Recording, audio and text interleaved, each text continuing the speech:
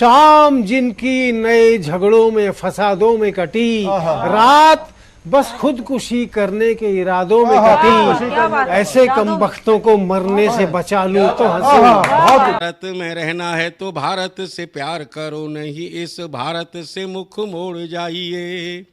जिस मुल्क के रिवाज रीति नीति हो पसंद, उस मुल्क से ही नेज नाता जोड़ जाइए। एक राजा ने मांग भरी फिर मेरा मस्तक फोड़ दिया। एक राजा ने मांग भरी फिर मेरा मस्तक फोड़ दिया।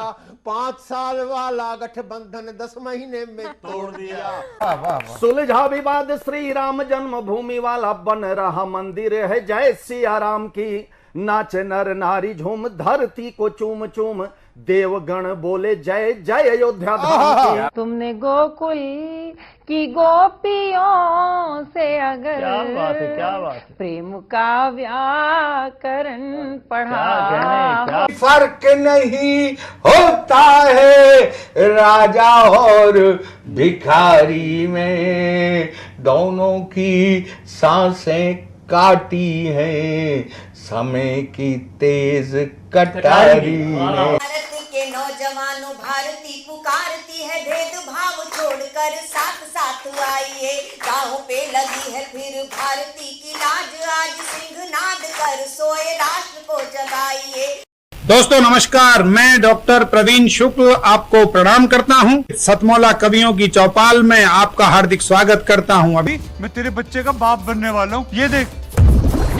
ओ फुद्दू, एक गैस से भरा गुब्बारा अपनी माँ को दिखाइयो। लाइफ में कुछ बातों का बचना बहुत मुश्किल, और जब हो साथ सतमोला और उसका चटपटा टेस्ट, तो हर चीज बचेगी आसानी से।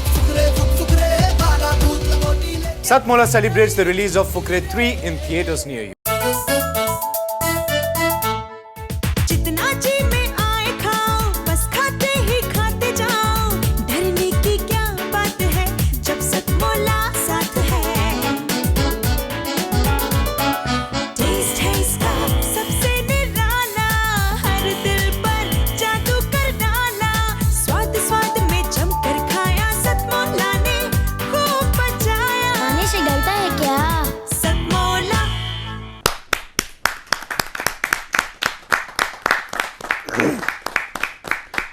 नमस्कार, सतमोला कवियों की चौपाल में आप सभी दर्शकों का हार्दिक अभिनंदन है। स्वागत है सतमोला कवियों की चौपाल, आपकी अपनी चौपाल। सतमोला कवियों की चौपाल 20 वर्ष से एक अविरल बहने वाली काव्यधारा है। उसमें हम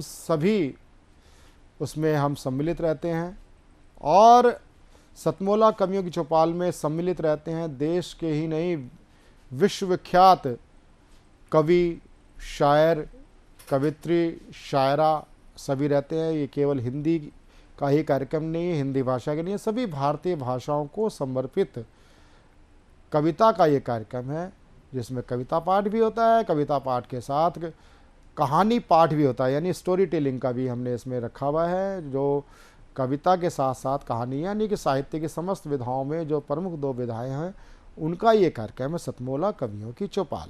सतमोला कवियों की चौपाल में हर शूटिंग में हमारे साथ सम्मिलित रहते हैं देश के सुप्रसिद्ध लब्ध प्रतिष्ठित साहित्यकार और हिंदी सेवी, समाज सेवी।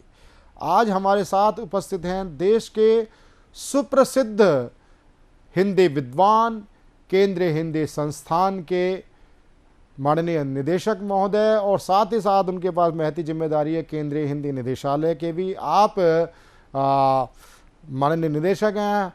हम डॉक्टर सुनील बाबूराव कुलकर्णी जी का हम हार्दिक अभिनंदन करते हैं। डॉक्टर सुनील कुलकर्णी जी एक बहुत ही हमारे साथ श्रेष्ठ हिंदी विद्वान हैं। वो हमारे साथ अनेक विदेश यात्राओं पे हमारे साथ रहे। मैंने उनका अनेक हिंदी सेवा क्षेत्र का मैंने उनका कार्य देखा है। मैं ऐसे विभूति हमारे साथ हैं। मैं ही नहीं, हमारा सतमोला कवियों की चौपाल गौरवान्वित है आपको अपने मध्य पा करके। आज हमारे बीच में उपस्थित हैं देश ही नहीं विश्वविख्यात उर्दू उस्ताद शायर मंगल नसीम जी। मंगल नसीम जी एक बहुत बड़ी एक शख्सियत के मालिक हैं। मंगल नसीम जी, आप हमारे स्वर्गीय पूजनीय पिताजी आचार्य जगदीश आर्य जी के साथी हैं और मैंने वो समय देखा है जब आप लोगों के बीच में साहित्यिक काव्य विचार विमर्श हुआ करता था और उस समय के साथी समय समय पर आते रहे हैं। मैं बड़ा ही आज प्रफुल्लित हूँ कि आज चाचा जी मंगल नसीम जी हमारे बीच में, जोरदार ताली के साथ हम उनका पुनः स्वागत करते हैं। आज हमारे बीच में उपस्थित हैं देश की लब्ध प्रतिष्ठित कवित्री प्रीति त्रिपाठी। प्रीति त्रिपाठी बहुत ही श्रेष्ठ कवित्री हैं और आपकी कविताओं का जो विषय मूल रहता है, श्रृंगार रहता है, नारी विवेचन रहता है, सामाजिक विवेचना रहती है, ऐसी कवित्री का हम हार्दिक अभिनंदन करते हैं। आज मैं बहुत ही आनंद और प्रफुल्लित का भाव अनुभव कर रहा हूँ। मेरे बीच में मेरे जो भाई हैं उसका एक मैं भूमिका क्या कहूँ, दैनिक जागरण मेरे बारे में भी छाप चुका है। एक अकिंचन को दैनिक जागरण ने स्थान दिया। मैं दोनों प्रभु श्री राम के आदेश पर कार सेवा में उपस्थित रहा।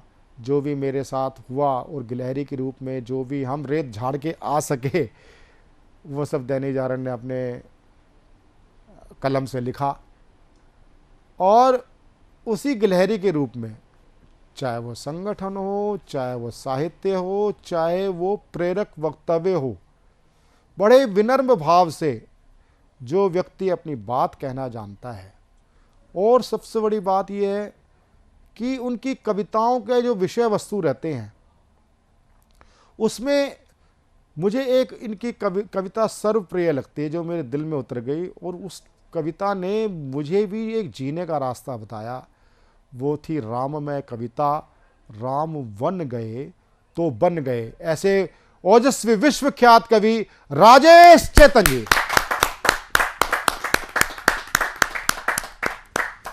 हमारे बीच में एक ऐसा भी कवि है जो कवि एक राजेश जी इस बात को जानते हैं, प्रीति भी जानती हैं इस बात को कि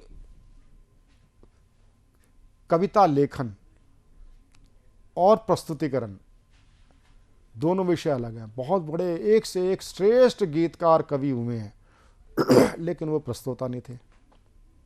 वो केवल साहित्य में एक अंकित है, उनकी पाठ्य पुस्तक हम पढ़ते हैं, लेकिन कभी आपने कुछ बहुत कम लोग होते हैं जो प्रस्तोता भी अच्छे होते हैं और कवि भी अच्छे होते हैं, जैसे कुमार विश्वास, राजेश चेतन जी, गजेंद्र सोलंकी जी। उसी श्रेणी में एक मेरे कवि बंधु हैं जो अभिनेता भी हैं। आप फिल्म अभिनेता हैं, टीवी अभिनेता हैं। आप लापतागंज एक सीरियल आया करता था, उसमें आप मंत्री जी का पात्र अभिनीत किया करते थे, बहुत चर्चित है। अनेक कई टीवी सीरियलों में आया, मुख्य रूप से लापतागंज शरद जोशी जी के व्यंगों पर आधारित कार्यक्रम होता था। तो ऐसे भाई डॉक्टर आरपी शर्मा सतमोला कवियों की चौपाल में अब जिनको मैं प्रस्तुत करने जा रहा हूं, जैसे मंथरा का उल्लेख किया रामायण में है, वाल्मीकि रामायण में है, रामचरितमानस में है। उसी में जो मंथरा ने किया, केकई की बात करी और केकई को हम एक कहीं ना कहीं ये वामपंथ की दृष्टि से ना सोचें, इसको देखिए एक पॉजिटिविटी की तरफ से। माता केकई के प्रति प्रभु श्री राम के अंदर कभी भी कलुषता नहीं आई। वो माता केकई को उतना ही सम्मान देते थे जितना माता कौशल्या को। साथ ही केकई राष्ट्र नायिका थी। केकई वो थी जो महाराजा दशरथ जब असुरों से युद्ध के लिए जाते थे तो वो अकेली एक रानी होती थी जो दशरथ जी के साथ, राजा दशरथ के साथ होती थी। एक बार ऐसा हुआ कि युद्ध करते हुए रथ का पहिया निकलने को तैयार था, किल्ली निकल गई थी, तो उन्होंने अपनी उंगली डाल करके रथ के पहिए को रोका था और रथ लड़खड़ाया था जरूर, लेकिन उन्होंने उस असुर पे विजय प्राप्त की। तब महाराजा दशरथ ने दो वचन मांगने के लिए कहा था। उन्होंने कहा ये भविष्य के लिए सुरक्षित रख रही हूँ। और भविष्य के उसमें क्या छिपा था, जब विवाह प्रांत जब राज तिलक की बात हुई तो समय देख करके माता केकई ने क्या मांगा? राष्ट्र के हित के लिए भरत को राज तिलक, क्योंकि उनको पता था मेरा पुत्र तो वैसे ही निर्मोही है और भ्रात प्रेम में है और त्यागी है, तो ये सत्ता पर काबिज नहीं रहेगा। और उन्होंने मांगा भरत को राज तिलक और राम को वनवास। लक्ष्मण को नहीं, केवल राम को कहा था, राम को 14 वर्ष का वनवास। तो यहां से एक विश्वविख्यात कवि की कविता का जन्म होता है, राम वन गए तो बन गए। देश इन्हें अंतर्राष्ट्रीय विश्वविख्यात मोटिवेशनल स्पीकर, प्रेरक, वक्ता, ओज कवि राजेश चेतन जी, राम वन गए तो बन गए। नमस्कार, बहुत बहुत धन्यवाद प्रवीण आर्य साहब। सतमोला कवियों की चौपाल देश के मंचीय कवियों और नवांकुरों का एक ऐसा संगम है कि नवांकुरों को मंच देने का अद्भुत कार्य सतमोला कवियों की चौपाल के रूप में प्रवीण आर्य वर्षों से कर रहे हैं। मैं उनको साधुवाद देना चाहता हूँ इस मंच के माध्यम से। जिस कविता के लिए मुझे कहा गया है, आज जब राम जन्मभूमि मंदिर प्राण प्रतिष्ठा की तरफ बढ़ रहा है, मैं पिछले 25 साल से इस कविता को गा रहा हूँ, परंतु अब वो दिन आ रहा है जब वो कविता साकार होते दिख रही है। स्वागत। कविता पढ़ता हूँ। आदरणीय मंगल नसीम साहब बैठे हैं, प्रीति त्रिपाठी मेरे इस रिकॉर्डिंग में मेरे साथ हैं, और इधर आदरणीय शर्मा जी बैठे हैं। सुनिएगा। राम एक वैश्विक चरित्र है, राम केवल भारत के नहीं है। इसका एक प्रमाण अगर चाहिए तो आप इंडोनेशिया चले जाइए। दुनिया का सबसे बड़ा मुस्लिम कंट्री इंडोनेशिया, पर मजे की बात यह है कि जितनी रामलीलाएं सारे भारत में आदरणीय मंगल नसीम जी हम लोग मिलकर नहीं कर पाते हैं, उससे ज्यादा रामलीलाएं इंडोनेशिया में होती हैं। पत्रकार गए और जाके पूछा उन मुस्लिम कलाकारों से, तुम तो मुसलमान हो, रामलीला क्यों करते हो? इंडोनेशिया के मुसलमान ने जो उत्तर दिया, भारत के लोगों को वो उत्तर समझना चाहिए। उनका उत्तर था कि हमने धर्म बदला है, पुरखे नहीं बदले। बहुत बहुत। अगर ये बात भारत में समझी जाती तो 500 साल राम जन्मभूमि के लिए लड़ना नहीं पड़ता। तब एक कविता मैं प्रस्तुत कर रहा हूँ, राम वन गए तो बन गए, जो भूमिका आदरणीय प्रवीण जी ने पहले से बता दी है। बस यहीं से कविता शुरू होती है, सुनिएगा। माता पिता की आज्ञा का तो केवल एक बहाना था, माता पिता की आज्ञा का तो केवल एक बहाना था, मातृभूमि की रक्षा करने प्रभु को वन में जाना था। तो किसने गंगा तट पर जाकर केवट का सम्मान किया? आरक्षण के नाम पे भारत को आग लगाई हमने। हरियाणा फूका, पंजाब फूका, राजस्थान फूका। राम जी का आरक्षण क्या था मैं बताता हूं। वाह, बहुत अच्छे, बहुत अच्छे, बहुत अच्छे। किसने गंगा तट पर जाकर केवट का सम्मान किया? ओ निषाद को किसने अपनी मैत्री का वरदान दिया? गिद्धराज को प्रेम प्यार से किसने गले लगाया था?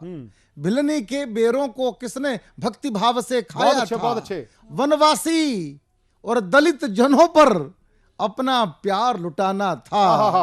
माता पिता की आज्ञा का तो केवल एक। बहुत अच्छे, बहुत अच्छे, बहुत अच्छे, बहुत। बलशाली वानर जाति तो पर्वत पर ही रह जाती। हनुमान जी की बड़ी पूजा करते हैं भारत के लोग। हनुमान जी के मंदिर हमने इतने बनाए जितने के राम जी के भी नहीं है।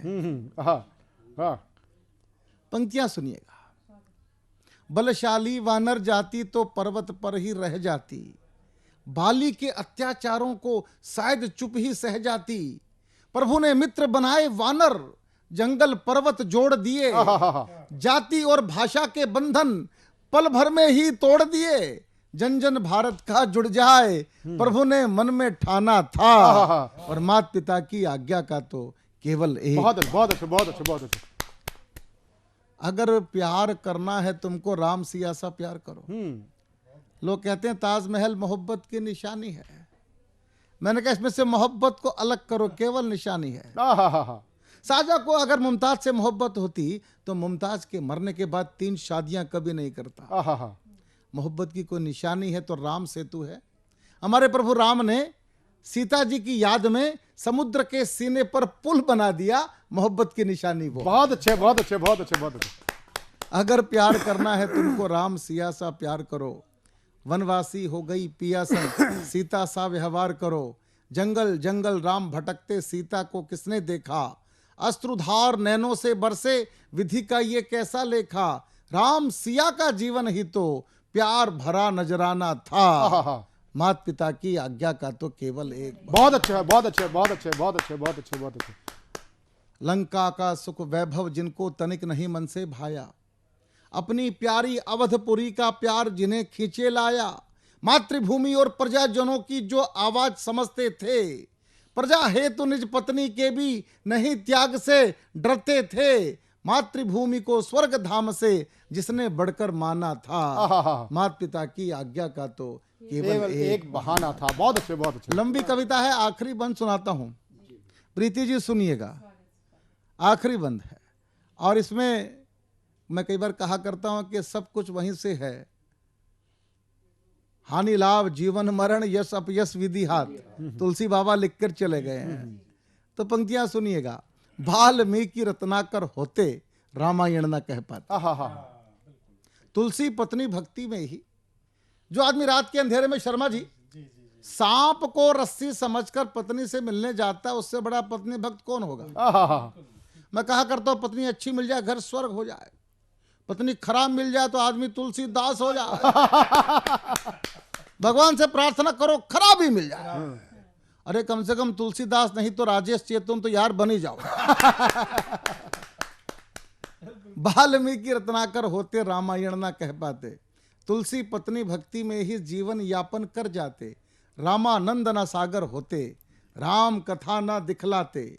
कलयुग में त्रेता झांकी के दर्शन कभी ना हो पाते। तो ये सब कवि मित्र बैठे हैं, कहना चाहता हूं एक लाइन में, कवियों की वाणी को प्रभु ने धरती पर गुंजाना था। माता पिता की आज्ञा का तो केवल एक बहाना था। केवल माता पिता की आज्ञा का तो केवल एक बहाना। राजेश चेतन जी एक ऐसा सुविख्यात विश्वख्याति नाम है, आज हमारे बीच में है। और सतमोला कवियों की चौपाल में एक ऐसे मैं शायर को प्रस्तुत करने जा रहा हूं कि जहां कभी हम राजगोपाल सिंह जी को सुनते थे, एक गेयता की दृष्टि से उनके गीत और शायरी, और एक तहत और गांभीर्य और सोचने में मजबूर करने वाले उसी समय के साथी आज हमारे बीच में उपस्थित हैं, उस्ताद शायर मंगल नसीम जी। कई अनेक शेर हैं इनके। एक शेर मुझे ध्यान आता है कि गांव के तालाब में तैरती चोटी दिखाई दी।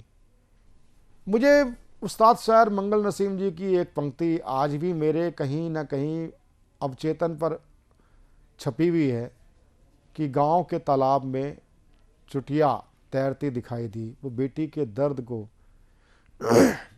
कहीं बेटी के दर्द को की वेदना उन्होंने गिलहरी की धारियों पर देखा। और इस उस्ताद शायर के लिए तो मैं अपने पिताजी की 2 पंक्तियां ही मुझे एक अच्छी लगेंगी आमंत्रण के लिए। कहूं क्या किस तरह से जिंदगी को जी लिया मैंने, कहूं क्या किस तरह से जिंदगी को जी लिया मैंने। चुभन सुई घुटन धागा लबों को सी लिया मैंने, लबों को सी लिया मैंने। मंगल नसीम जी। प्रिय प्रवीण ने मेरे बारे में जो भी कुछ परिचय दिया, ये उनकी सदाशयता है, उनकी सुहृदता है। मुझे उन्होंने बताया कि मैं उर्दू का शायर हूँ, अच्छा शायर हूँ।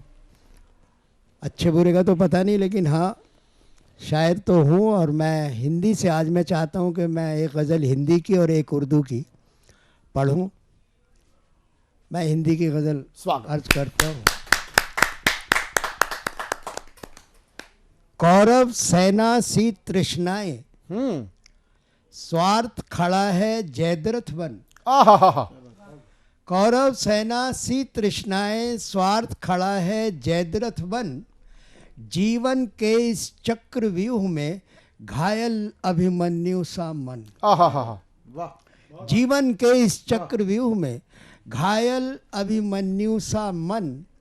और शेर देखें कि धन वैभव सम्मान प्रतिष्ठा घर आंगन हर संबोधन। क्या बात। धन वैभव सम्मान प्रतिष्ठा घर आंगन हर संबोधन। सब कुछ पाकर भी जीवन में क्यों लगता है रीतापन। वाह वाह वाह। सब कुछ पाकर भी जीवन में क्यों लगता है रीतापन। और एक पौराणिकता से एक शेर। मन सागर चिंतन मदराचल। ये मदराचल वो पर्वत है जिससे देवताओं और असुरों के बीच में समुद्र मंथन हुआ।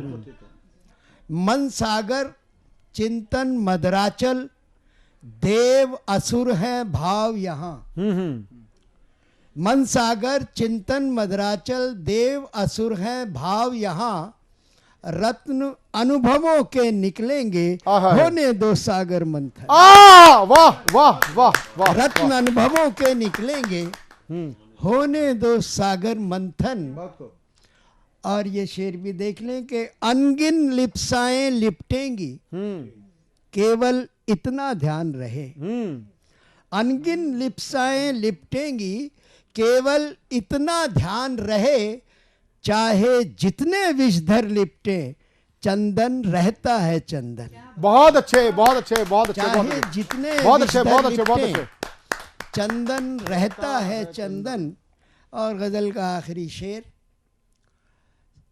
युगों युगों से एक बात, एक बहस आती है कि ईश्वर ऐसा है, ईश्वर ऐसा है, ईश्वर ऐसा है। कुछ कहते हैं ऐसा है, कुछ कहते हैं ऐसा नहीं है। तो ये एक बहुत मुबाहिसा है। मुझे क्या लगा, नेति नेति कह वेद पुकारे। हर वेद हर शास्त्र न इति न इति, ऐसा नहीं, ऐसा नहीं। नेति नेति कह वेद पुकारे, है संभवतः वह नर्तक। मुझे जो लगा है संभवतः वह नर्तक। मुझको तो लगता है ये ब्रह्मांड उसी का चिर। बहुत अच्छे। मुझको तो लगता है यह ब्रह्मांड उसी का चिर नर्तन। कौरव सेना सी तृष्णाएं, स्वार्थ खड़ा है जयद्रथ बन। जीवन के इस चक्रव्यूह में घायल अभिमन्यु सा मन। बहुत अच्छे बहुत अच्छे बहुत अच्छे बहुत अच्छे।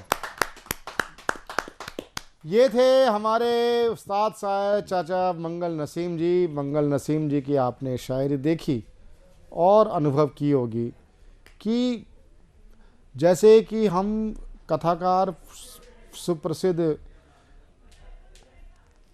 एक कालजयी कहानीकार प्रेमचंद को जब हम पढ़ते हैं, और प्रेमचंद की कहानी में चाहिए अभी पूस का महीना चल रहा है, पूस की रात हो, कफन हो, अथवा जो अगर मैं कहूँ कि चाहे वो रंगभूमि हो, चाहे वो ईदगाह हो, उसमें जो प्रेमचंद है वही शायरी के अंदर जो प्रेमचंद कहलाते हैं वो मंगल नसीम कहलाते हैं। जहाँ जोरदार तालियों के साथ हम उनका अभिनंदन करते हैं।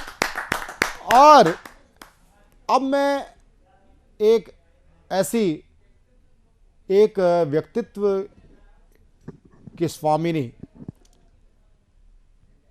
एक कवित्री जिसकी मुख्य विधा श्रृंगार है, श्रृंगार के साथ साथ नारी विवेचन और सामाजिक परिवेश पे बहुत सुंदर लिखती हैं। और उनके लिए ये पंक्तियाँ किसकी हैं तो मुझे ध्यान नहीं, लेकिन मुझे वो सटीक लगती हैं कि हर रात ने वादा किया था साथ निभाने का, हर रात ने वादा किया था साथ निभाने का, और सुबह होने तक रंग बदल दिया। तो बहुत श्रेष्ठ कवित्री प्रीति त्रिपाठी, जरा जोरदार तालियों के साथ हम उनका स्वागत करते हैं। बहुत बहुत आभार प्रवीण जी। और आज मेरा ये सौभाग्य है कि बाबूजी मंगल नसीम जी की छत्र छाया में बैठकर काव्य पाठ करने का अवसर मिल रहा है। तो सबसे पहले मैं बेटियों की ही बात करूंगी। बेटियां क्या हैं? बेटियां वो हैं जो हृदय का टुकड़ा होती हैं। बेटियां वो हैं जो घर की प्रतिष्ठा होती हैं। और बेटियां वो हैं जो कांटों में भी गुलाब की तरह मुस्कुराती हैं। दो पंक्तियां रखती हूँ इस गीत की बानगी में और फिर गीत से आपको जोड़ूंगी, सुनिएगा।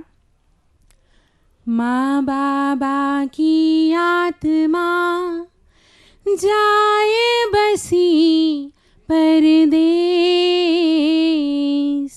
माँ बाबा की आत्मा जाए बसी परदेस,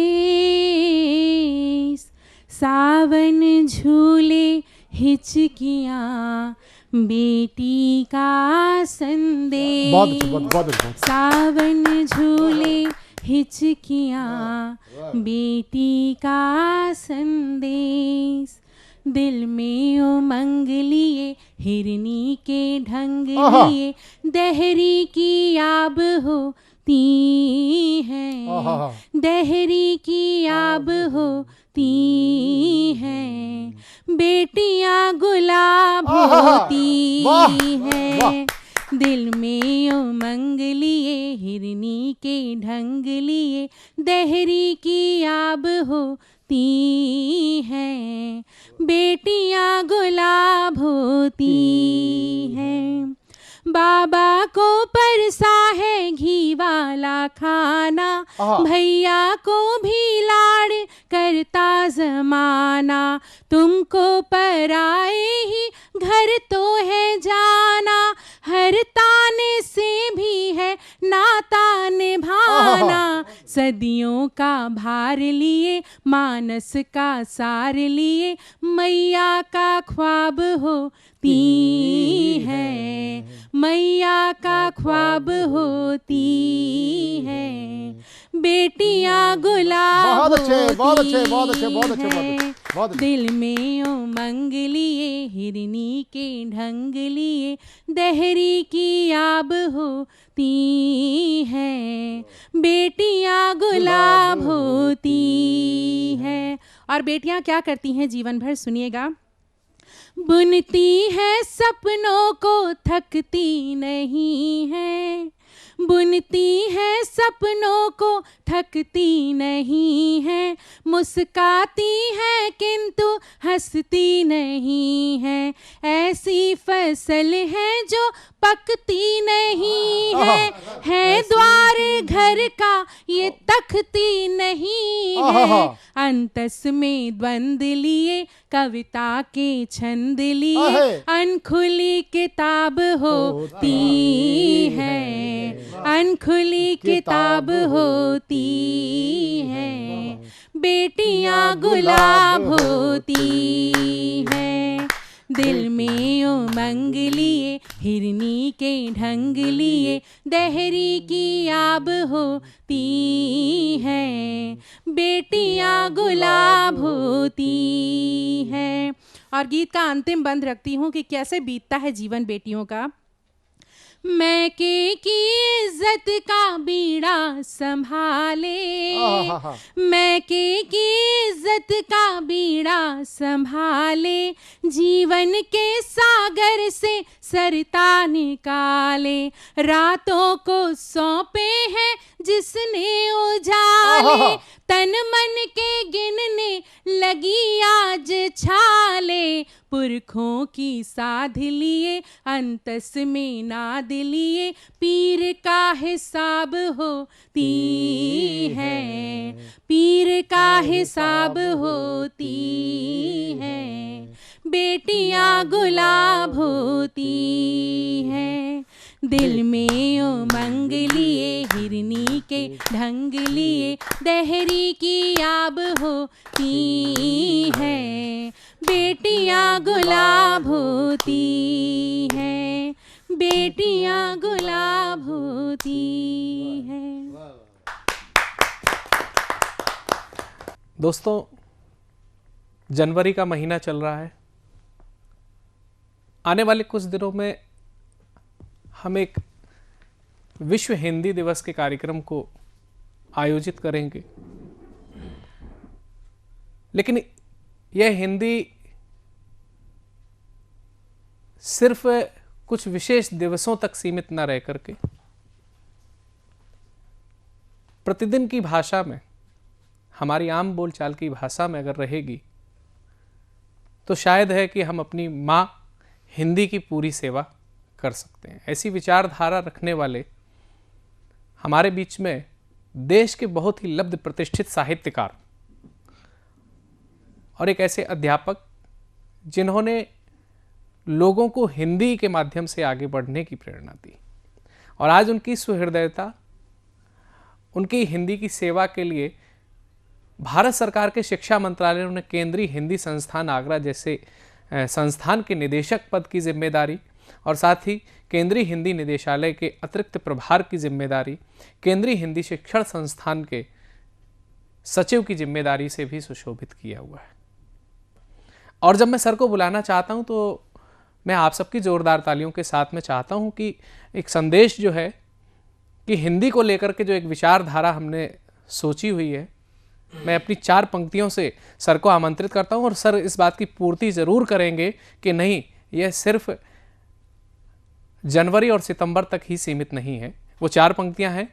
केवल जनवरी और सितंबर में होती उल्लासी है, पत्ता पत्ता सींचा जाता और जड़ें शुरू से प्यासी हैं, और कैसे कर ले कोशिश इसको हम जग में फैलाने की, हिंद देश में हिंद की भाषा हिंदी ही उपहासी है। तो आज इस उपहासता को दूर करने के लिए संकल्प लेकर के हमारे बीच में आ चुके हैं श्रीमान सुनील कुलकर्णी जी। आइए जोरदार तालियों से स्वागत करते हैं। धन्यवाद। प्रथमतः मैं इस कार्यक्रम में सभी का हार्दिक स्वागत करता हूं। जी सर। सतमोला कवियों की चौपाल, जो एक बहुत ही आदर्शवत और न केवल प्रशंसनीय बल्कि आदर्श का द्योतक ऐसा कार्यक्रम विगत 19 वर्षों से लगातार निरंतर रूप से कार्यक्रम चल रहा है। और मैं ये जानकर बहुत प्रसन्न हूँ कि कोई भी कार्यक्रम जब इस तरह से निरंतरता कायम रखता है तो अपना एक आदर्श प्रस्तुत करता है, आदर्श स्थापित करता है। जी। और ऐसा ही आदर्श इस सतमौला कवियों की चौपाल इस कार्यक्रम ने अब तक हिंदी जगत में, साहित्य जगत में और काव्य जगत में स्थापित किया है। मुझे ये जानकर बहुत खुशी हुई कि अब तक इस मंच से लगभग 15,000 से अधिक कवियों ने अपनी कविताओं का पाठ किया, और आज लगभग 785 से अधिक भागों का सीधा प्रसारण ये मंच कर पाया है, जो बहुत ही प्रसन्नता की आदर्श की बात है। मैं इस निरंतर कार्य हेतु सतमला कवियों की चौपाल इस कार्यक्रम से जुड़े हुए सभी लोगों को हार्दिक बधाई देता हूं और उनका हार्दिक अभिनंदन करता हूं। जी। ये कवियों को हमेशा किसी न किसी मंच की आवश्यकता होती है। आदमी जब भी कुछ लिखता है तो चाहता है कि वह तुरंत किसी न किसी को सुनाऊं। क्या बात है। और जैसे माना जाता है कि नाटक जब तक खेला नहीं जाता तब तक उसे पूर्णत्व प्राप्त नहीं होता। जी। या वैसे ही कविता जब लिखी जाती है और जब तक वह अभिव्यक्त नहीं होती, प्रस्तुत नहीं होती, तब तक कवि को स्वयं को नहीं लगता कि उसे पूर्णत्व प्राप्त हो गया है। इसलिए कवि के कविता को पूर्णत्व प्रदान करने के लिए यह मंच उस दृष्टि से मुझे बहुत प्रशंसनीय लगता है, बहुत आदर्श का द्योतक लगता है। जी। और मुझे ये जानकर भी बहुत खुशी हुई कि इस मंच से अब तक हिंदी के जो लब्ध प्रतिष्ठित कवि, चाहे वो अशोक चक्रधर जी हो, कुमार विश्वास जी हो, डॉक्टर कीर्ति काळे जैसे, आज जिनके कविताओं का डंका या बोलबाला समस्त मंचीय कवियों में श्रेष्ठता के रूप में जाना और पहचाना जाता है, ये इस मंच की देन मैं मानता हूँ। और यहीं से ये कवि आज जो कविता एक समय में केवल छोटे मोटे कार्यक्रमों में सीमित थी और कविता के माध्यम से भी अर्थार्जन किया जा सकता है, कविता भी अर्थार्जन का एक माध्यम हो सकती है, इसकी कल्पना 30-40 वर्ष पूर्व किसी ने नहीं की थी। लेकिन इन कवियों ने मंचीय कविताओं को आज विश्व स्तर पर इतना स्थापित किया है कि अब नए कवियों को, जो लिखने वाले कवि है, उन्हें या उनकी मन में एक आशा का किरण जग गया है कि हाँ, हम कविता के माध्यम से भी अर्थार्जन कर सकते हैं और कविता भी हमें बहुत कुछ दे सकती है। इसके लिए मैं इस मंच को सहृदय से बधाई देता हूँ और मानता हूँ कि आज ये जो अनेक कवियों को मंच देने की इनकी जो जद्दोजहद है वो बहुत ही काबिले तारीफ़ है। आज जब भी हम लिखते हैं और लिखने के पीछे हमारा भाव यही होता है कि हम कुछ न कुछ नया स्थापित करें।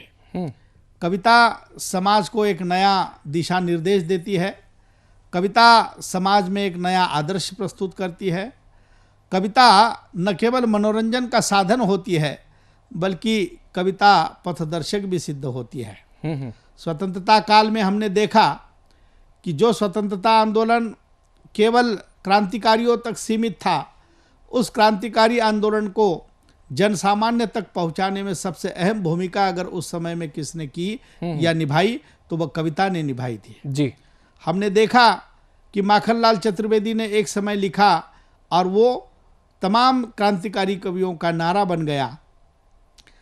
माखनलाल चतुर्वेदी ने लिखा पुष्प की अभिलाषा और वो तमाम कवियों की, तमाम भारतवासियों की अभिलाषा बन गई कि चाह नहीं है सुरबाला के गहनों में मैं गूथा जाऊं, जी, चाह नहीं है सम्राटों के शव पर हे हरी मैं डाला जाऊं, मुझे तोड़ लेना वनमाली, उस पथ पर तुम देना फेंक, मातृभूमि पर शीश चढ़ाने जिस पथ पर से जावे वीरानी। और आज भी वो कविता हमारे मन में राष्ट्रभक्ति की एक ज्वाला प्रज्वलित करती है जी। और तब से लेकर आज तक हमने देखा कि कविता केवल मनोरंजन का साधन नहीं है, तो आज की इस आपाधापी के युग में मानसिक स्वास्थ्य प्रदान करने में, तनाव प्रबंधन कौशल को कुशलता से व्यक्त करने में कविता की भूमिका जो है वह अत्यंत महत्वपूर्ण रही है। कविता की परिभाषा बहुत लंबे और चौड़े शब्दों में करने की आवश्यकता नहीं है। मुझ जैसा कवि या मुझ जैसा अध्यापक कविता की परिभाषा केवल 2 शब्दों में करता है कि कवि और कविता का संबंध क्या होता है, कवि और श्रोता का संबंध क्या होता है।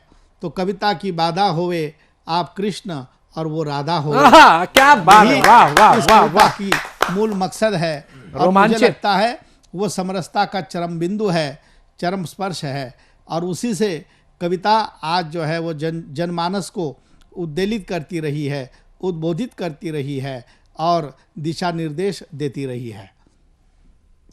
ये बहुत खुशी की बात है कि नए कवियों को इस बहाने मंच मिलता है और उन्हें जनसामान्य के सामने अपनी काव्य प्रस्तुतियाँ करने के लिए समय मिलता है। मुझे पता है कि जब हम लोग छात्रावस्था में थे तो अलग अलग काव्य प्रतियोगिता में सहभागी होते थे और ऐसी कविताओं का निर्माण और चयन करते थे कि जिससे हमें पुरस्कार की प्राप्ति हो। लेकिन धीरे धीरे हमने देखा कि कविता स्वत्व से ऊपर उठकर समाज में जो समसामयिक समस्याएं थी, उन समसामयिक समस्याओं को केंद्र में रखकर फिर हमने धीरे धीरे लिखना आरंभ कर दिया और आज वह कविता समाज के समस्याओं का न केवल चित्रण करती है बल्कि उन समस्याओं से उभरने के उपाय भी हमारे सम्मुख रखती है और श्रोताओं के सम्मुख रखती है। मुझे याद है कि मैंने पहली बार एक मराठी कविता लिखी थी और उसका हिंदी भी अनुवाद मैंने उस समय में किया था कि जो वैश्वीकरण की धारा, ग्लोबलाइजेशन की धारा वहाँ आई थी और उसी को हमने काव्यबद्ध करने का प्रयास किया था छंदबद्ध कविता के रूप में कि आजकल ये वैश्वीकरण की बह रही है धारा और दिन ब दिन घट रहा है इंसानियत का नारा। जिधर भी देखे उधर दिखे बाजारवाद ही सारा और दिन ब दिन बढ़ रहा है यूज एंड थ्रो का मारा। क्या बात है, वाह वाह, बहुत दिन ब दिन बढ़ रहा है यूज एंड थ्रो का मारा। शहर शहर का हर मकान बन रहा है दुकान और रोटी से भी डबल रोटी लग रही महान। क्या बात। घर में सारी चीजें आई फिर भी लग रही है कम। घर में सारी चीजें आई फिर भी लग रही है कम और निरुपयोगी बूढ़े सारे जा रहे आश्रम। क्या बात। बरसात के ना होने पर बढ़ रहा है गम। अरे बरसात के ना होने पर बढ़ रहा है गम। जब लूट लिया साहूकारों ने तो किसान तोड़ रहा है दम। बहुत सुंदर, बहुत सुंदर। घर में सारी चीजें आई फिर भी लग रही है कम। जब लूट लिया साहूकारों ने तो किसान तोड़ रहा है दम। और शिक्षा का चित्रण क्या हुआ है तो उसका एक वर्णन अंतिम 2 पंक्तियों में किया था कि MA, PhD हुआ फिर भी लग रहा है कम। MA, PhD हुआ फिर भी लग रहा है कम। सेट होकर नेट भी देकर नहीं मिल रहा वेतन। तो ये कविता का यथार्थ है कि जो आधुनिक शिक्षा जगत की यथार्थ स्थिति को हमारे सामने व्यक्त करता है और इस वैश्वीकरण के प्रभाव से कैसे समाज में परिवर्तन हो रहे हैं उसका चित्र खींचता है। मित्रों, मुझे ये लगता है कि कविता मात्र स्वांत सुखाए नहीं लिखी जाती है, तो कविता समाज का पथदर्शन का भी काम करती है। समाज के सामने एक जब भी समस्या का अंबार खड़ा हो जाता है उससे उभरने के उपाय भी कविता आपको देती है। और इस दृष्टि से मैं इस सतमाला कवियों की चौपाल को अत्यंत महत्वपूर्ण मानता हूँ कि ऐसे असंख्य प्रतिभाओं को उजागर करने की कोशिश जो है वो मंच के माध्यम से हुई है। इसलिए ये मंच बधाई का पात्र है। मैं मन से उन्हें साधुवाद देता हूँ और इसी तरह से ये परंपरा अव्याहत रूप से निरंतर चलती रहे, ऐसी ही कामना करते हुए अपनी वाणी को पूर्ण विराम देता हूँ। धन्यवाद। जय हिंद, जय हिंदी। बहुत बहुत धन्यवाद। मिलते हैं इसी के साथ कमर्शियल ब्रेक के बाद कुछ नए कवियों के साथ, मेरे सहयोगी प्रशांत अवस्थी और प्रबल प्रताप सिंह जी के साथ। मैं तेरे बच्चे का बाप बनने वाला हूँ, ये देख।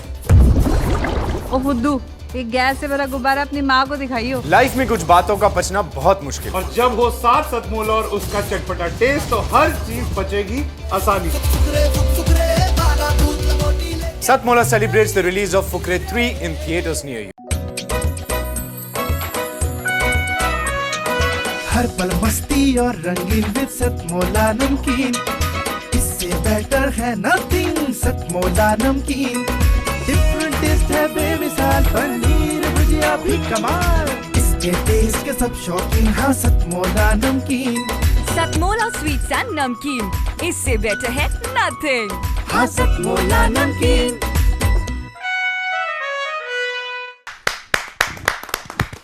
हमें चलना पड़ेगा एक ऐसे गीत की तरफ, क्योंकि आज बच्चा, बूढ़ा, जवान, किसान या कहूं कि गृहिणी, हर किसी के जुबान पर एक ही नाम है, राम, राम और राम। तो आइए भव्य मंदिर में राम लला के पदार्पण के साथ ही हम एक अनोखे गीत से उनका स्वागत करते हैं। आइए स्वागत करते हैं ओम प्रकाश जी का। धन्यवाद। सतमोला के चौपाल मंच को प्रणाम करता हूँ, माँ शारदे को प्रणाम करता हूँ जी। और हिंदी दिवस की भी मैं 2 पंक्तियाँ देना चाहता हूँ। स्वागत है। हिंद धरा की आत्मा है हिंदे, जहाँ परमात्मा ने अवतार लिया। हिंद धरा की आत्मा है हिंदे, जहाँ परमात्मा ने अवतार लिया। संस्कृत की बड़ी बेटी है हिंदी, हर मुख पर नाम बार बार लिया। संस्कृत की बेटी बड़ी हिंदी है, हर मुख पर नाम बार बार लिया। प्रस्तुत है मुक्तक के साथ राम गीत जी। राम मर्यादा का स्वाभिमान जानकी, राम मर्यादा का स्वाभिमान जानकी। राम आदर्शो का अभिमान जानकी, राम आदर्शो का अभिमान जानकी। प्रजा ने सीता की शुद्धता पर प्रश्न उठाया, अग्नि में अपनी शुद्धता का प्रमाण जानकी। अग्नि में अपनी शुद्धता का प्रमाण जानकी। सुनिए, ये मैंने परसों है मतलब ये राम गीत लिखा है। अवधि का शुभ दिन प्यारा रे, राम मंदिर बनाने रे। अवधि का शुभ दिन प्यारा रे, राम मंदिर बनाने रे। आलीशान बना मंदिर जगत में सजाया अवध धाम। घर घर निमंत्रण दे रहे हैं, आओ राम के धाम। जनमानस साधु संतों ने राम नाम पुकारा रे। अवध का शुभ दिन प्यारा रे। पतित पावनी सरयू मैया बहती निर्मल धारा। पतित पावनी सरयू मैया बहती निर्मल धारा। लाखों पापियों को मैया ने भव से पार उतारा। 22 जनवरी भी राज रहे हैं, 22 जनवरी भी राज रहे। जगत पालन हारा रे, अवध का शुभ दिन प्यारा रे। अब मंदिर के किस प्रकार से बनाए, लंबाई चौड़ाई का वर्णन किया है रचना में। 380 फीट लंबाई, 350 फीट चौड़ाई, 161 फीट ऊंचाई मंदिर की स्वर्ग से सुंदर बनाई। मंदिर निर्माण में मिला है, मंदिर निर्माण में मिला है जन जन का सहारा रे। अवध का शुभ दिन प्यारा रे। 392 खंबे हैं और 44 अद्भुत दरवाजे। 5 मंडप बंधन द्वारी, घंटा नाद 10 दिशा में बाजे। गुंजे श्री राम का नारा रे, गुंजे श्री राम का नारा रे। अवध में मंदिर बना प्यारा रे। 22 जनवरी को अयोध्या दुल्हन की तरह सजेगी। राम लखन जानकी 16 श्रृंगार से सजेगी। मंदिर पे भगवा झंडा, मंदिर पे भगवा झंडा लहराए राम तिहारा रे। अवध में मंदिर प्यारा रे। बहुत सुंदर, बहुत बहुत बहुत ही शानदार। चरण पादुका का हो रहा है गांव नगर में पूजन। जगमग जगमग दीप जले, करो राम नाम सुमिरन बाजे। शंख घड़ियाल ढोल नगारा रे, अवध का दिन शुभ प्यारा रे। बहुत बहुत धन्यवाद। बहुत ही शानदार आपने कविता पढ़ी, और जब आप राम पर कविता पढ़ रहे थे तो राम के नाम के भांति आपके स्वर और तेज और प्रकाशवान होते जा रहे थे, और एक तरंग हमारे मन में ला रहे थे, जो कह रहे थे कि अभी हमको एक और कवि के पास चलना है। बिल्कुल सही आप पकड़े, हम चलेंगे भेरू सिंह चौहान तरंग जी के पास में, जो आज अपनी एक राष्ट्र प्रेम से भरी, क्योंकि अगर राम से प्रेम वही कर सकता है जो राष्ट्र से प्रेम कर सकता है, या कहूं कि राष्ट्र से प्रेम वही कर सकता है जो राम से प्रेम कर सकता है। आइए बुलाते हैं। धन्यवाद। हरा रंग खुशहाली का है, हरा रंग खुशहाली का है, केसरिया बलिदान का, अरे श्वेत शांति का प्रतीक है यारो, झंडा हिंदुस्तान। क्या बात है, वाह, भारत माता की जय। भारत माता की जय। इसी के साथ सतमोला कवियों की चौपाल जो कार्यक्रम आयोजित किया गया है, मैं उनको सतत नमन करता हूं और आज के जो कवि जो उपस्थित हुए हैं उनको सत सत नमन करते हुए, माँ शारदा को नमन करते हुए सीधे सीधे आपसे जुड़ना चाहूंगा। स्वागत है। आजादी के दीवान, आजादी के दीवानों का, आजादी के दीवानों का जश्न आज मनाएंगे। है बोलो वंदे मातरम गाएंगे हम, वंदे मातरम गाएंगे। बोलो वंदे मातरम, बोलो वंदे मातरम। आजादी के दीवानों का जश्न आज मनाएंगे। है बोलो वंदे मातरम गाएंगे हम, वंदे मातरम गाएंगे। आजादी का मिलकर सपना सबने आज सजाया था, माटी को हाथों में लेकर माथे तिलक लगाया था। राह भरी हो कांटों की भी, राह भरी हो कांटों की भी, हंसकर गले लगाएंगे। बोलो वंदे मातरम गाएंगे हम, वंदे मातरम गाएंगे। आजादी के दीवानों का जश्न आज मनाएंगे। बोलो वंदे मातरम गाएंगे हम, वंदे मातरम गाएंगे। गीदड़ की नहीं फौज हमारी है, शेरों की दहाड़ हम। सीना है पोलादी का ये, हाथी की चिंगाड़ हम। नजर दिखाए कोई हमको, नजर दिखाए कोई हमको, सबक उसे सिखलाएंगे। बोलो वंदे मातरम गाएंगे हम, वंदे मातरम गाएंगे। बोलो वंदे मातरम, बोलो वंदे मातरम। आजादी के दीवानों का जश्न आज मनाएंगे। बोलो वंदे मातरम गाएंगे हम, वंदे मातरम गाएंगे। फांसी के फंदे पर यारो झूल गए थे ये सारे, कफन बांध कर आजादी का नहीं मौत से ये हारे। आँच न आए आजादी पे, आँच न आए आजादी पर, अपना फर्ज निभाएंगे। बोलो वंदे मातरम गाएंगे हम, वंदे मातरम गाएंगे। बोलो वंदे मातरम, बोलो वंदे मातरम। आजादी के दीवानों का जश्न आज मनाएंगे। बोलो वंदे मातरम गाएंगे हम, वंदे मातरम गाएंगे। आज तिरंगा लहराता है मेरे हिंदुस्तान का, आजादी की याद दिलाता है वीरों के बलिदान का। नहीं झुकेगा कभी तिरंगा, नहीं झुकेगा कभी तिरंगा, इसकी शान बढ़ाएंगे। बोलो वंदे मातरम गाएंगे हम, वंदे मातरम गाएंगे। बोलो वंदे मातरम, बोलो वंदे मातरम। आजादी के दीवानों का जश्न आज मनाएंगे। बोलो वंदे मातरम गाएंगे हम, वंदे मातरम गाएंगे। बोलो वंदे मातरम। बहुत ही वंदे मातरम, बहुत ही शानदार कविता आपने पढ़ी। और उम्र के इस पड़ाव पर जब आपने जोश के साथ में इस कविता को पढ़ा तो एक एक युवा मन में वंदे मातरम की भावना को आपने जरूर गढ़ा। मैं एक बात और जोड़ना चाहूँगा कि वंदे मातरम की जब स्वर उठे तब हमने देश को आज़ाद कराया, और जब आज़ाद देश में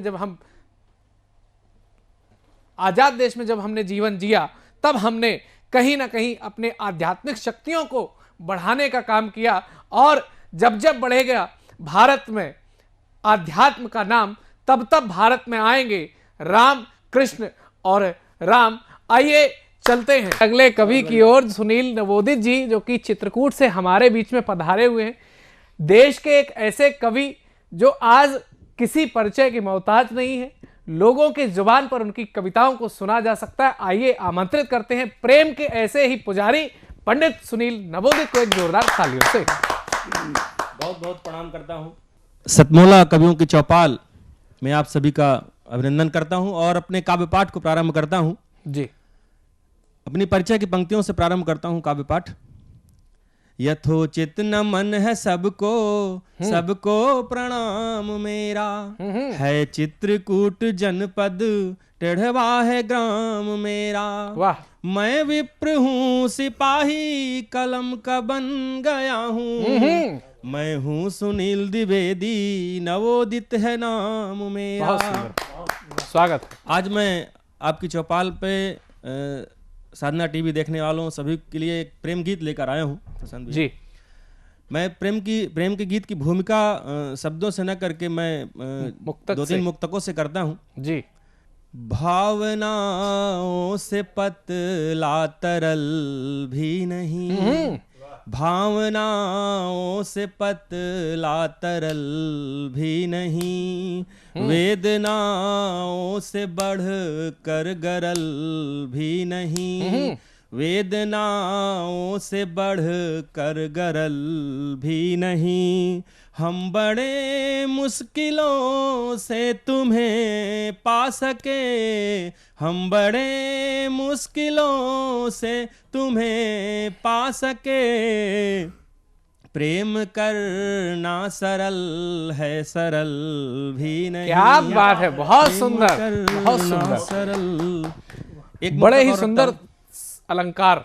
प्रेम है किंतु मुख से कहेगी नहीं, वेदना वो विरह की सहेगी नहीं, इस कदर वो मुझे चाहती है सुनो, इस कदर वो मुझे चाहती है सुनो, बिन मेरे एक पल वो रहेगी नहीं। बहुत सुंदर, बहुत बिन सुंदर। मेरे एक पल। बहुत सुंदर। मैं गीत रखता हूँ आप सबके बीच। स्वागत है। कि करे कभी मनुहार प्रेसी, करे कभी मनुहार प्रेसी, करे कभी मनुहार प्रेसी, आकर ही के द्वार, करे कभी मनुहार प्रेसी आकर ही के द्वार, खाना तुम सौगंध प्रेम की सदा निभाना प्यार, खाना तुम सौगंध प्रेम की सदा निभाना प्यार। करे कभी मनुहार प्रेसी, करे कभी मनुहार प्रेसी, आकर ही के द्वार, खाना तुम सौगंध प्रेम की सदा निभाना प्यार। बंद रखता हूँ जी। स्वागत है। पावन है मन भावन भी है प्रेम एक सद्भाव, पावन है मन भावन भी है प्रेम एक सद्भाव, भवसागर से पार वही है बैठे जो यह नाव, भवसागर से पार वही है बैठे जो यह नाव। होता नहीं प्रेम यह अंधा, होता नहीं प्रेम यह अंधा और नए संसार, खाना तुम सौगंध प्रेम की सदा निभाना प्यार। वाह। करे कभी मनुहार प्रेयसी। अगला बंद कि साथ किसी का थामा हो यदि उसे निभाना मीत, साथ किसी का थामा हो यदि उसे निभाना मीत, जन्म जन्म का बंधन है ये एक साधना प्रीत, जन्म जन्म का बंधन है ये एक साधना प्रीत, धोखा कभी न देना उसको, धोखा कभी न देना उसको करके आंखें चार। वाह। खाना तुम सौगंध प्रेम की सदा निभाना प्यार। अंतिम बंद गीत रखता हूँ। स्वागत है। कि प्रेम एक अद्भुत अनुपम है अनुभव परमानंद, प्रेम एक अद्भुत अनुपम है अनुभव परमानंद, रिक्त न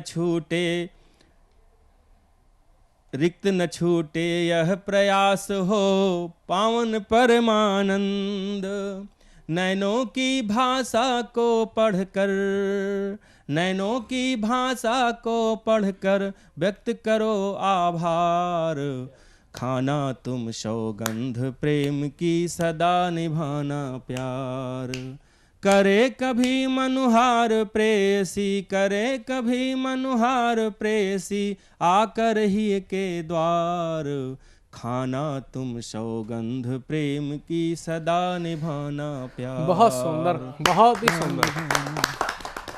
बहुत बहुत धन्यवाद। की बात इतने प्रेम से करना, और उसमें भी प्रेम की बड़ी बात करना कि आंखें चार करना सरल है, लेकिन उसको जीवन पार तक करना मुश्किल है। प्रेम करना आसान है, लेकिन उससे ज्यादा उसको निभाना और पूर्ण समर्पण के साथ निभाना, यह भारतवासी ही कह सकता है, क्योंकि भारत ने ही हमेशा प्रेम की परिभाषा को दोहराया है। कवि का जीवन घुमक्कड़ की तरह से होता है, अताथो घुमक्कड़ जिज्ञासा, यही है कवि की पिपासा। तो ऐसे ही घुमक्कड़ी जीवन को जीने के लिए हमारे बीच में एक यायावर के नाम से अपना संकलन लेकर के आए हैं आशुतोष द्विवेदी जी। आशुतोष द्विवेदी जी को मैं आमंत्रित करता हूं, वो हरदोई से पधारे हैं, वो अपनी यायावर जीवन भरी एक कविता लेकर के हम सबके बीच में आए। आइए जोरदार तालियों से स्वागत करते हैं। सादर नमस्कार। मेरी आज की जो कविता है वो यायावर आप सभी को समर्पित है जी। मैं यायावर बन फिरता हूँ, 100 बार संभलता गिरता हूँ, मैं यायावर बन फिरता हूँ, पर हार हृदय को प्रिय ही नहीं, मैं वार अनेकों करता। क्या बात है, वाह, कितने सुंदर शब्दों में बन फिरता हूँ। प्रायः जब भाव अकाल पड़े, जल वृष्टि बने गिर जाता हूँ, जब भी मन थोड़ा थक जाए, उत्साह उफान मैं लाता हूँ, मैं यायावर बन फिरता हूँ। वह मनुज नहीं जो झुक जाऊं, विघ्नों के आगे रुक जाऊं, वह मनुज नहीं जो झुक जाऊं, विघ्नों के आगे रुक जाऊं, सूलों पर कदम बढ़ाता हूँ, गिर कर खुद ही उठ जाता हूँ, मैं यायावर बन फिरता हूँ। धन्यवाद। कमियां देखूं सब में जब तब, खुद परिष्कार मैं करूंगा कब, कमियां देखूं सब में जब तब, खुद परिष्कार करूंगा कब, चिंतन से स्वयं सुधार करूं। अगली पंक्ति है, हम दुनिया को दर्पण दिखलाते हैं, लेकिन जो यायावर है, चिंतन से स्वयं सुधार करूं, दर्पण खुद को दिखलाता हूँ, मैं यायावर बन फिरता हूँ। मन का सूरज है ढला कहाँ, मैंने खुद को है छला कहाँ, मन का सूरज है ढला कहाँ, मैंने खुद को है छला कहाँ, लक्ष्यों के प्रति उन्मुख होकर झट से मग पर डग धरता हूँ, मैं यायावर बन फिरता हूँ। बहुत ही सुंदर। मैं समझता हूँ आशुतोष द्विवेदी जी, जो आपने शब्दों का संचयन किया है, उसके साथ साथ में आपने गेयता पर भी बड़ा काम किया हुआ है। भारत के हृदय में अगर हिंदी बसती है तो भारत के दिल में गांव बसते हैं, और जब तक गांव समृद्ध रहेंगे, महात्मा गांधी जी ने कहा है कि जब तक गांव समृद्ध रहेंगे तब तक भारत देश समृद्ध रहेगा, और हमें अपनी गांव की समृद्धता को बढ़ाने के लिए खंडवा जिले से डॉक्टर गोपाल दास नायक जी अपना नायक स्वरूप लेकर के गांव को चमकाने के लिए आ रहे हैं। आइए जोरदार तालियों से स्वागत करें। सर्वप्रथम सतमोला कवियों की चौपाल को मैं धन्यवाद देता हूं, जिन्होंने मुझे एक बेहतर अवसर उपलब्ध कराया। जी, मैं छोटी सी रचना प्रस्तुत करूंगा जो गांव की संरचना, आदर्श गांव कैसा होना चाहिए, मैंने उसको थोड़ा सा प्रस्तुत करने का प्रयास किया। चलो दूर चले शीतल छाँव में, चलो दूर चले शीतल छाँव में, मेरा देश पुकारे उस गाँव में। चलो दूर चले शीतल छाँव में, मेरा देश पुकारे उस गाँव में। जहाँ पावन सी पगडंडी हो, न कोई अब पाखंडी हो। जहाँ पावन सी पगडंडी हो, न कोई अब पाखंडी हो। पूरब में लाली छा जाती, पूरब में लाली छा जाती, फसलें भी हर्षित हो जाती। पूरब में लाली छा जाती, फसलें भी हर्षित हो जाती। गीत गूंजे सद्भाव में, जहाँ गीत गूंजे सद्भाव में, हर तीज करेंगे उस गाँव में। चलो दूर चले शीतल छाँव में, मेरा देश पुकारे उस गाँव में। अगला बंदे। जहाँ जहाँ हर घर महलों सा लगे, जहाँ हर घर महलों सा लगे, संघर्षों में उल्लास जगे। जहाँ हर घर महलों सा लगे, संघर्षों में उल्लास जगे। माटी की सौंधी खुशबू और, माटी की सौंधी खुशबू और, हर गलियां दुल्हन सी लगे। जब खुशियाँ आए बाहों में, जब खुशियाँ आए बाहों में, हर जब खुशियाँ आए बाहों में, कोई गम न मिले उस गाँव में। चलो दूर चले शीतल छाँव में, मेरा देश पुकारे उस गाँव में। जहाँ चिड़ियों की हो चहक चहक, कोयल की वाणी बहक बहक। जहाँ चिड़ियों की हो चहक चहक, कोयल की वाणी बहक बहक। जहाँ चिड़ियों की हो चहक चहक, कौवे कोयल की वाणी बहक बहक। मवे की खुशबू मस्ती में, मवे की खुशबू मस्ती में, मदार मिले उस बस्ती में। मवे की खुशबू मस्ती में, मदार मिले उस बस्ती में। जहाँ नीम और आम की छाँव में, जहाँ नीम और आम की छाँव में, ओ मंग के गुबार उस गाँव में। चलो दूर चले शीतल छाँव में, मेरा देश पुकारे उस गाँव में। बहुत ही शानदार, एक बहुत ही बड़ी बात को आप मीठे मीठे शब्दों में गीयता के साथ में जब कह रहे थे, तो आपने कहा कि खुद को, तो मुझे लगा कि कहीं ना कहीं खुद को ही नहीं सबको लेकर के चलना है, और उसी सबको मैं बुलाता हूं ऐसे ही आपके गीत के नाम के गीतेश को कि वो आए और हास्य में ये बताएं कि भैया क्या क्या जरूरी और कैसे जरूरी और कितना जरूरी और कब कब जरूरी है। आइए सुनते हैं जरूरी है कविता।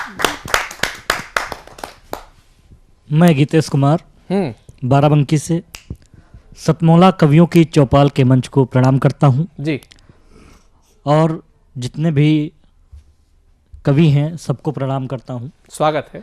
और माँ बीड़ा वादनी को प्रणाम करता हूँ। तब जाके हम अपनी पंक्तियाँ प्रस्तुत करते हैं, सुनिएगा। स्वागत है, स्वागत है।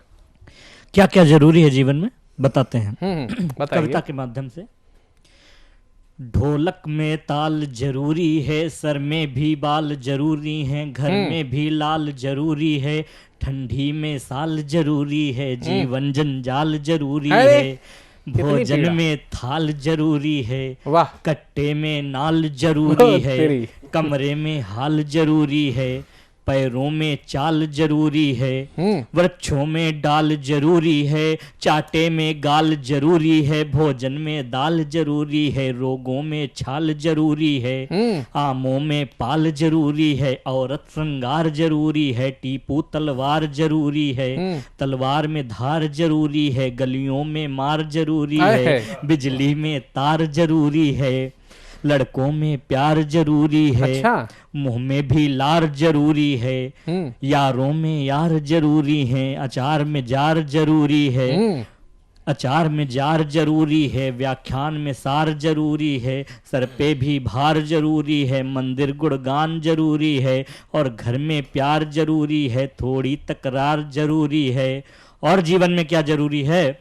और नैया पार जरूरी है, कहने को कार जरूरी है, बहनों का प्यार जरूरी है, नैया मझधार जरूरी है, पूजा में पान जरूरी है, प्रभु का गुणगान जरूरी है।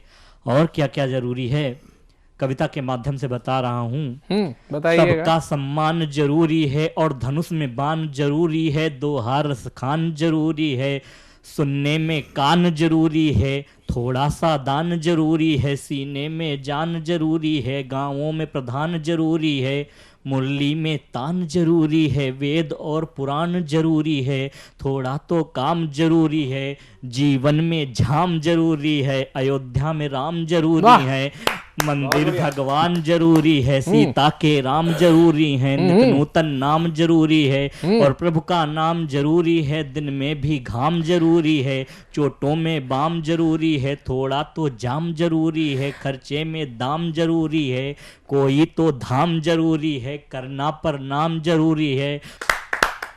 साथियों, मन तो नहीं हो रहा है इतनी सुंदर सुंदर महफिल सजाने के बाद में आपसे बिछड़ कर जाने का, लेकिन समय इजाजत नहीं दे रहा है, और समय भी वादा कर रहा है कि अगली बार फिर आएंगे और इससे भी सुंदर सुंदर गीतों और नगमों को लेकर के आपका पूरा मनोरंजन करेंगे। सतमौला कवियों की चौपाल में आज हमारे साथ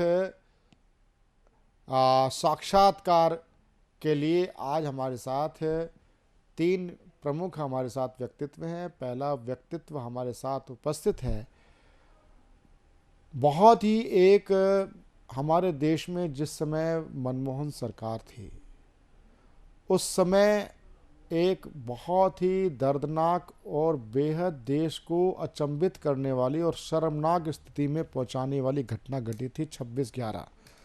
होटल ताज में किस प्रकार हमला हुआ, किस प्रकार गुजरात के रास्ते, समुद्री रास्ते से यहाँ पर मुंबई में आतंकवादी आए और उन्होंने एक होटल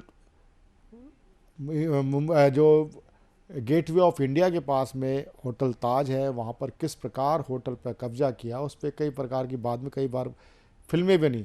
उस फिल्मों में भी जो प्रमुख रूप से नायक था, उसमें जो नायक की जो स्थिति रही और जिस प्रकार से उसमें अनेक अपने एनएसजी कमांडो वहाँ पर पहुँचे, एनएसजी कमांडो में से भी काफ़ी कमांडोज़ की वहाँ पर बलिदान हो गए, और उसी में पहले वहाँ लोकल पुलिस ने मोर्चा संभाला। वो जब फेल हो गए तो मानेसर से जो ट्रेनिंग कैंप है वहाँ से कमांडो भेजे गए थे, एयरलिफ्ट कराए गए थे वहाँ पर मुंबई में। तो उसमें से एक प्रमुख रूप से नाम आता है कमांडो दिनेश हुड्डा जी हमारे बीच में उपस्थित हैं। दिनेश हुड्डा जी ब्लैक कैट कमांडो रहे हैं और 26/11 की घटना में आप रहे। आज बात आती है कि यदि जिस समय कैप्टन अपने कमांडो दिनेश हुड्डा जी जैसे लोग वीर अपना बलिदान करने को तैयार थे। यदि उस समय सरकार मोदी सरकार होती तो कुछ और रूप होता, लेकिन इसके बावजूद भी सरकार का पूरी तरह से सहयोग था या नहीं था, लेकिन सैनिक कभी भी किसी सरकार को नहीं देखता, किसी को नहीं देखता, वो देखता देश के ऊपर सर्वोच्च बलिदान होने के लिए। बिल्कुल जैसे होता ना कि दीपक की लो के ऊपर जैसे पतंगा आसपास रहता है, उसी प्रकार से वीर अपना होम करने के लिए तैयार रहता है। ऐसे अपना होम तैयार करने वाले, तत्पर रहने वाले कमांडो दिनेश हुड्डा जी का हम हार्दिक स्वागत करते हैं और हम जानना चाहेंगे 26/11 की घटना के बारे में। दिनेश हुड्डा जी। नमस्कार जी, मैं NSG ex black cat commando Dinesh Hooda सतमोला कवियों के सम्मेलन में आज जो कि आप लोगों के लिए मैं यहाँ पे आया हूँ, उसके लिए मैं आप लोगों का दिलो जान से हार्दिक अभिनंदन करता हूँ। और प्रवीण सर जो है 26/11 के बारे में कुछ पूछ रहे हैं। 26/11 का एक जो घटना एक बहुत ही एक निंदनीय घटना थी, जो कि एक मैं उसको एक काला दिन के रूप में मानता हूँ, क्योंकि उस दिन हमारे देश में एक जो है कि बॉम्बे में ताज होटल में कुछ 8, 9, 10 मिलिटेंट पानी के रास्ते देश में उसमें होटल में एंट्री करके और कुछ गलत आईडी वगैरह से वहाँ पे उन्होंने, जहाँ के बहुत ही फॉरेनर वहाँ पे रुके हुए थे, उनको बंदी बना लिया। और जो कि वहाँ की आसपास की जो फोर्सेस थी उन्होंने बहुत उसको ऑपरेशन को सक्सेस करने की कोशिश की, लेकिन बहुत सारे कारण होते हैं, क्योंकि जो कि उनको जो काफ़ी जो मिलिटेंट थे उन्होंने काफ़ी अच्छी ट्रेनिंग ली हुई थी, और क्योंकि उन्होंने वेपन भी उनके साथ बहुत ही टेक्नोलॉजी वाले वेपन थे और बहुत सारे कारण थे, और जो कि वहाँ की फोर्सेज उस ऑपरेशन को सक्सेस करने में असफल रही। तो इस सिचुएशन को देखते हुए ऊपर से गृह मंत्रालय से NSG को एक मैसेज दिया गया कि आप ऐसे NSG को वहाँ पे बॉम्बे में डिप्लॉय करो और ऑपरेशन को जल्दी से जल्दी और कम से कम नुकसान को करते हुए उस ऑपरेशन को सक्सेस करो।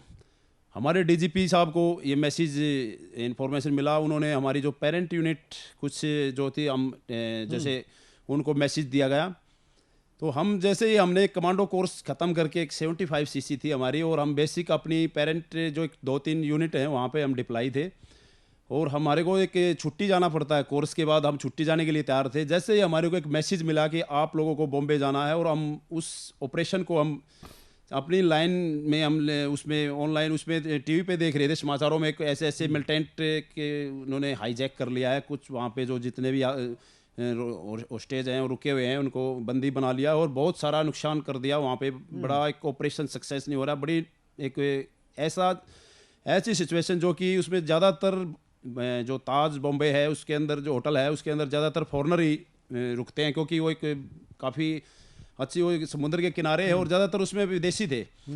तो एक विदेशी एक जो हमारे देश की एक नाक होती है, कोई भी विदेशी अगर हमारे किसी कारण से उस पर नुकसान हो जाता है तो वो एक पूरे वर्ल्ड WHO को एक संदेश जाता है कि उस देश में आप ऐसा भारत का एक नाम होता है, क्योंकि एक वो बड़ा एक बुरा संदेश जाता है जो कि वर्ल्ड के लिए बहुत ही गलत है।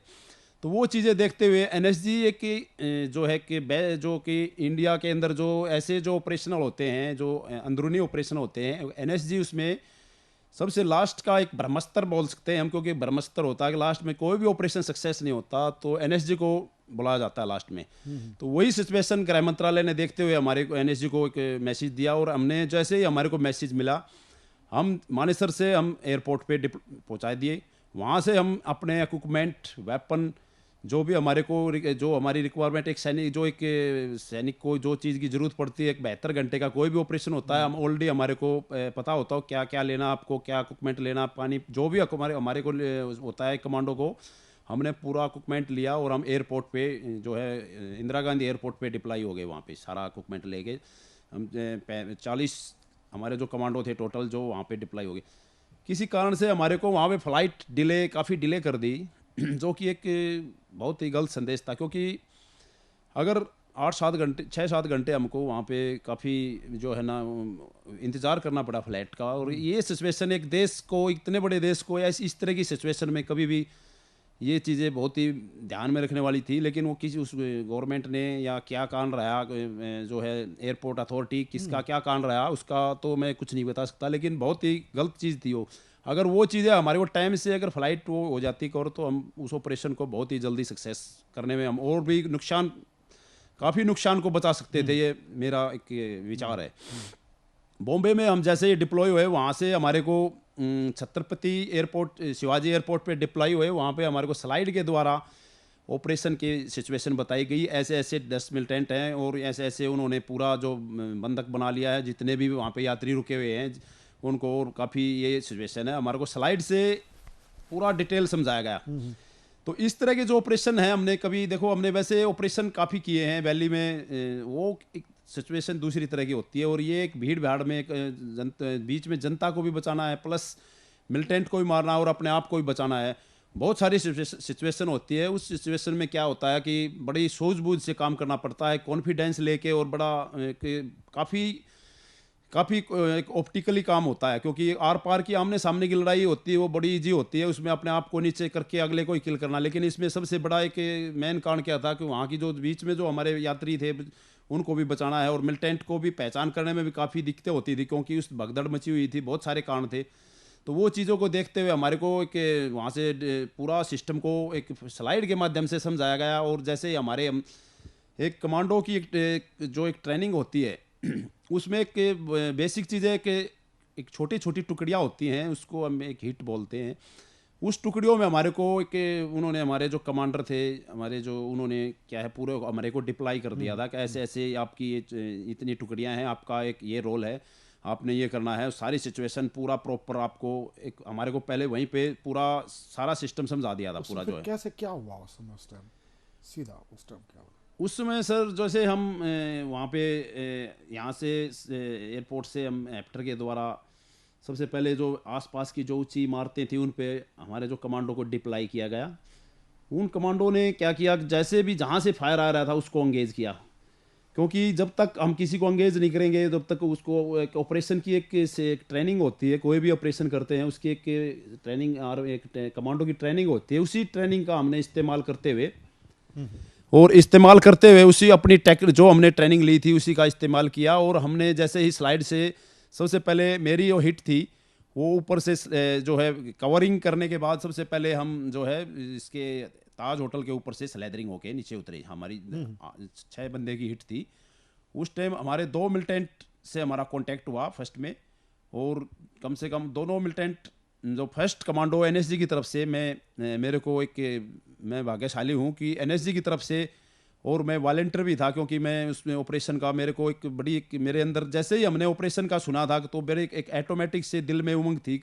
आज हमने जो ट्रेनिंग ली है, जो 90 दिन का हमने जो कठोर परिश्रम किया है, आज उसको हम दिखाने का एक हमारे लिए देश को दिखाने के लिए बहुत ही अच्छा मौका है।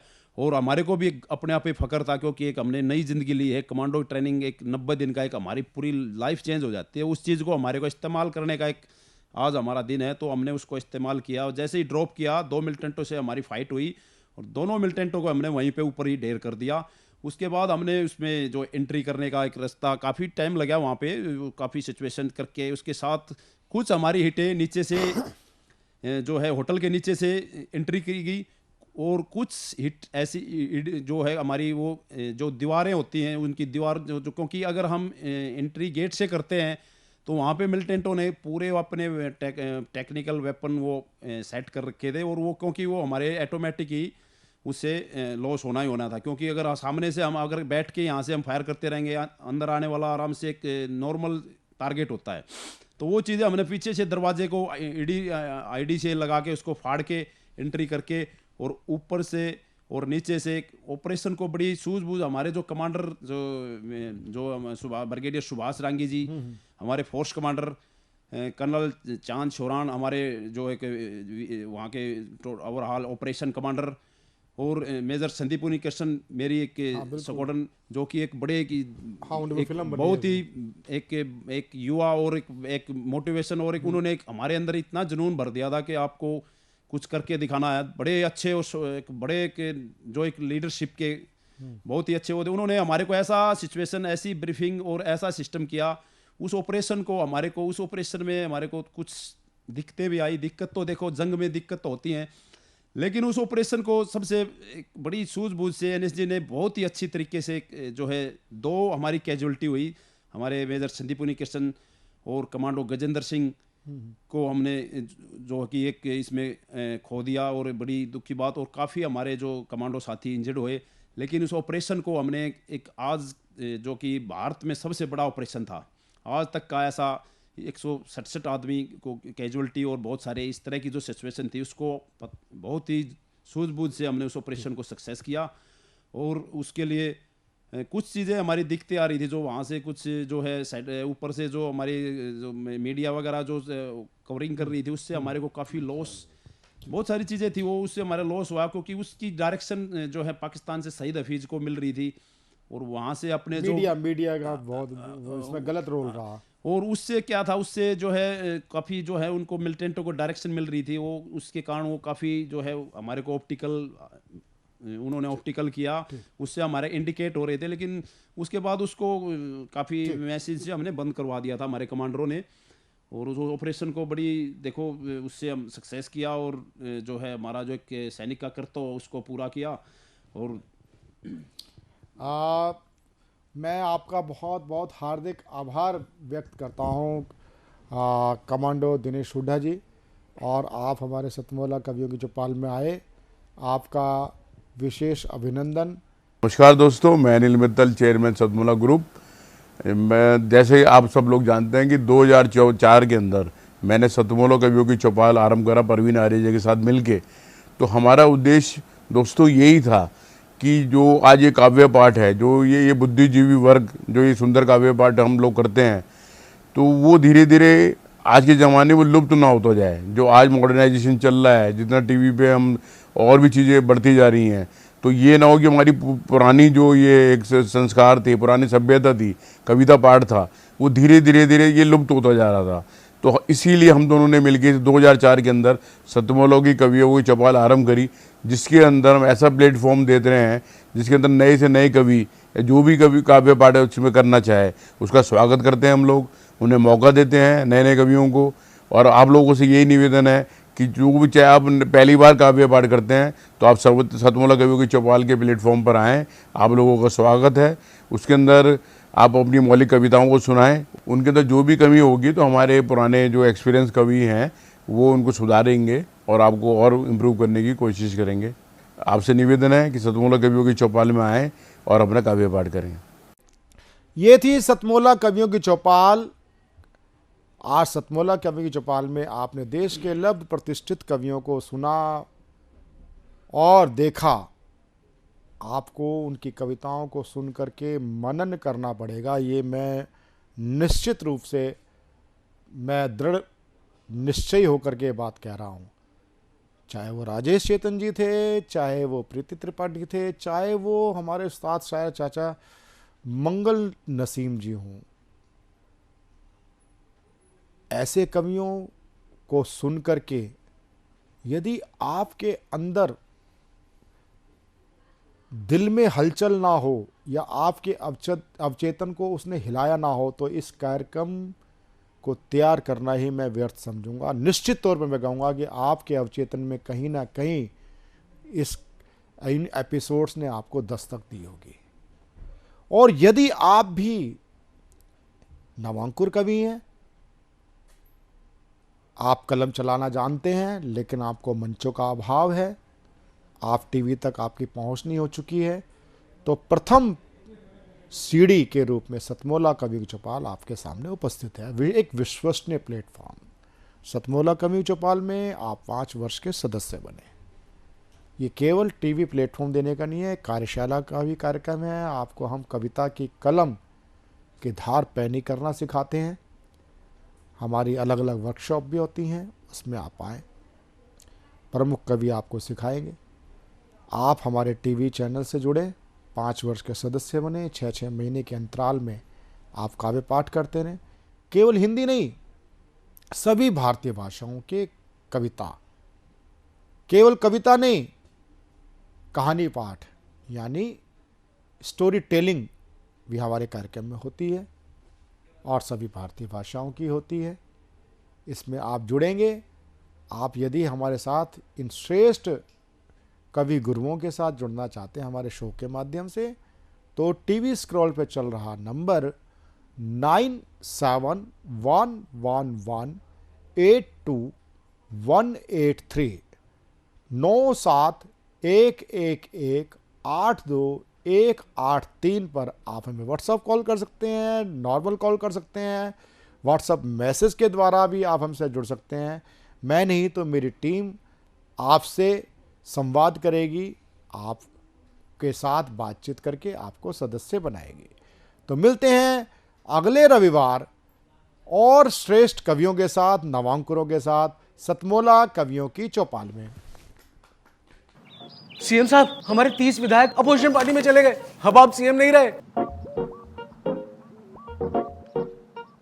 सतमोला। तो अब नया सीएम कौन बन रहा है? चल सतमोला खाओ, कुछ भी पचाओ।